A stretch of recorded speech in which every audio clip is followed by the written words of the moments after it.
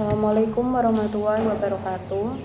Perkenalkan, nama saya Sinta Devena Putri dengan NIM 22204010056. Di sini saya akan mempresentasikan tentang OPT pada tanaman pangan, yaitu tanaman jagung beserta teknik pengendaliannya. Tanaman jagung atau Zea mays L adalah tanaman pangan yang memiliki nilai ekonomi tinggi dan berperan penting dalam memenuhi kebutuhan pangan, pakan ternak, dan bahan baku industri. Tanaman jagung ini termasuk ke dalam keluarga rumput-rumputan atau Poaceae. Kemudian tanaman jagung ini memiliki ciri-ciri, yaitu batang tegak dan tinggi dengan daun yang panjang dan lebar. Jagung juga tergolong ke dalam tanaman C4, atau yang berarti tanaman ini sangat efisien dalam memanfaatkan sinar matahari. Selanjutnya adalah hama yang ada pada tanaman jagung. Yang pertama adalah hama penggerek batang jagung. Hama penggerek batang jagung ini memiliki nama ilmiah, yaitu Ostrinia furnacalis. Adalah serangga yang dapat menyerang tanaman jagung pada fase vegetatif maupun fase generatif. Hama ini memiliki bentuk imago berupa ngengat kecil berwarna kekuningan dengan rentang sayap yaitu sekitar 27 mm. Beberapa gejala serangan hama pada penggerek batang jagung ini contohnya adalah lubang kecil pada daun jagung, kemudian lubang gorokan pada batang, bunga jantan atau pangkal tongkol, serta pada batang dan tasel yang mudah patah. Kemudian serangan hama ini juga dapat menyebabkan kerusakan pada tanaman jagung hingga 80%, bahkan dapat menyebabkan terjadinya gagal panen. Contoh hamanya adalah seperti di gambar atas ini merupakan hama penggerek batang jagung. Kemudian untuk teknik pengendaliannya adalah yang pertama dengan kultur teknis, yaitu dengan tumpang sari jagung dengan kedelai atau dengan kacang tanah. Kemudian pemotongan sebagian bunga jantan, yaitu dengan memotong 4 dari 6 baris tanaman, dan waktu tanam yang tepat.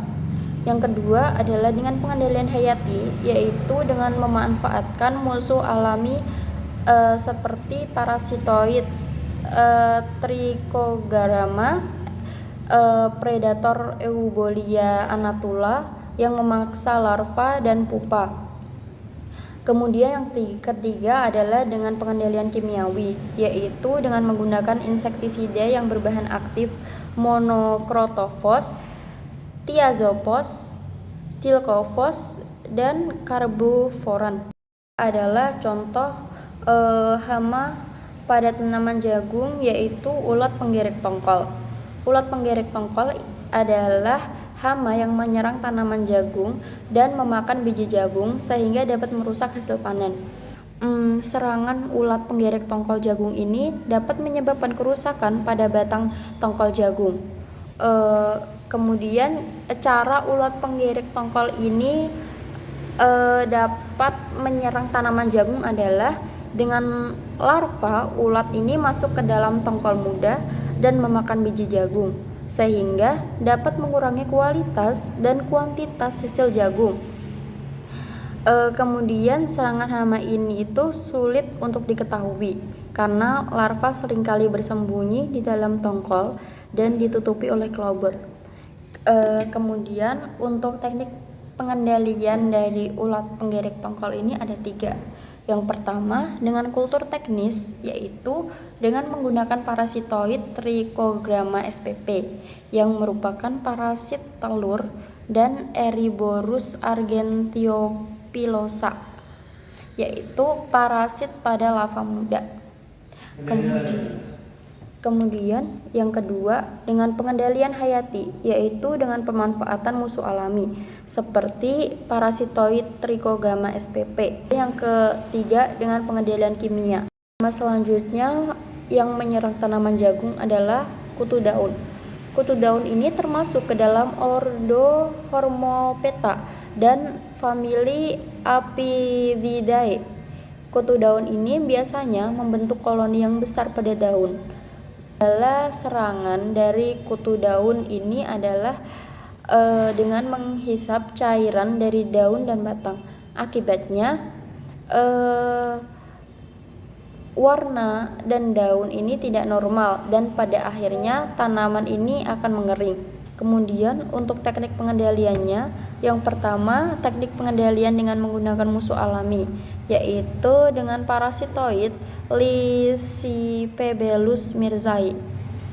Kemudian yang kedua dengan pengendalian kultur teknis, yaitu dengan penanaman jagung secara polikultur karena akan meningkatkan predasi dari predator kutu daun membandingkan dengan penanaman secara monokultur.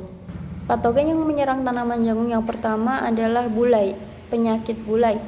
Penyakit bulai ini merupakan penyakit epidemik yang menyerang hampir di setiap musim, terutama pada tanaman jagung yang ditanam di luar musim tanam atau terlambat tanam.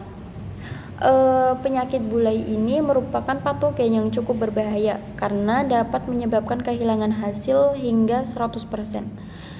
Contoh gejala akibat patogen atau penyakit bulai ini adalah pada permukaan daun terdapat garis-garis berwarna putih sampai kuning, diikuti dengan garis-garis klotrotik sampai tanaman yang terinfeksi pada waktu masih sangat muda biasanya tidak terbentuk buah.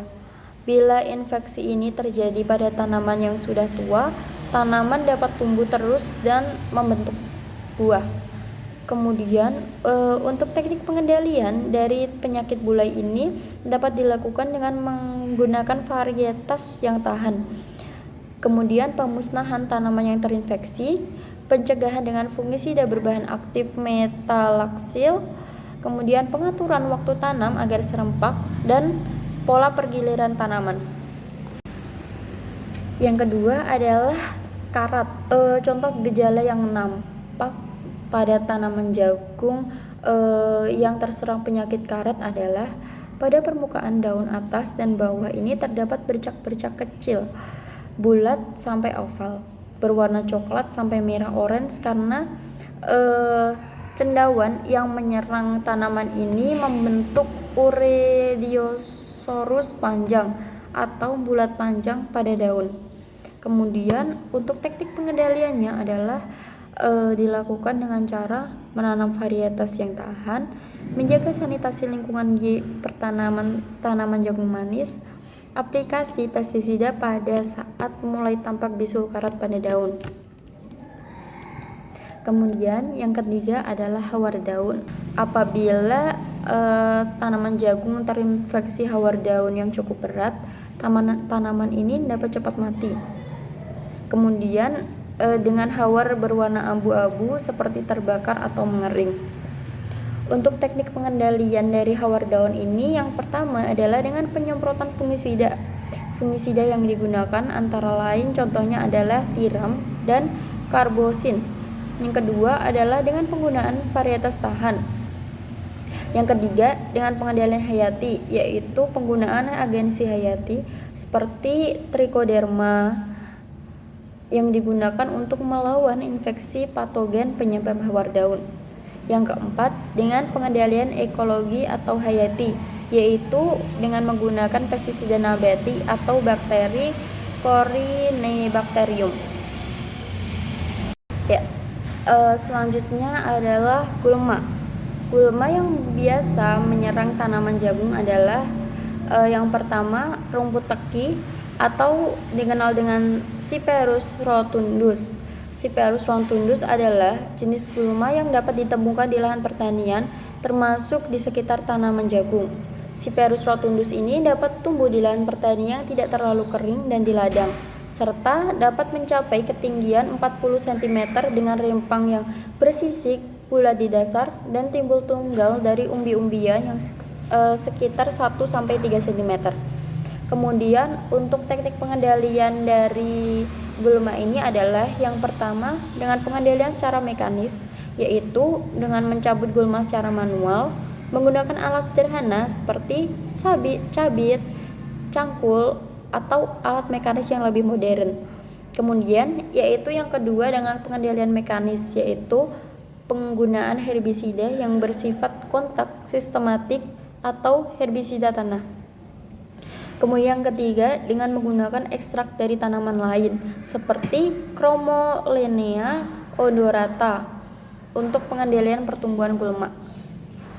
Kemudian yang gulma yang kedua adalah alang-alang berumbai atau Fimbristylis littoralis, yaitu salah satu jenis gulma yang sering ditemukan pada tanaman jagung yang memiliki ciri-ciri yaitu batang umumnya berbentuk segitiga atau bulat, daun tersusun dalam 3 deretan, tidak memiliki lidah-lidah daun, dan bunga-bunga dalam bentuk bulir atau anak bulir. Gulma ini biasanya tumbuh pada akhir masa budidaya yang bersifat kompetitif terhadap tanaman jagung dalam hal perebutan cahaya. Ciri khas dari gulma ini adalah daun lebar dengan tulang daun berbentuk jala. Kemudian untuk teknik pengendalian dari gulma alang-alang berumbai ini, yang pertama dengan teknik pengendalian mekanis, yaitu dilakukan dengan merusak bagian-bagian gulma seperti dengan pengelolaan tanah secara intensif atau penyiangan manual menggunakan alat atau cangkul. Kemudian yang kedua adalah dengan penggunaan herbisida. Cukup sekian presentasi yang dapat saya sampaikan. Bila ada kesalahan mohon maaf. Wassalamualaikum warahmatullahi wabarakatuh.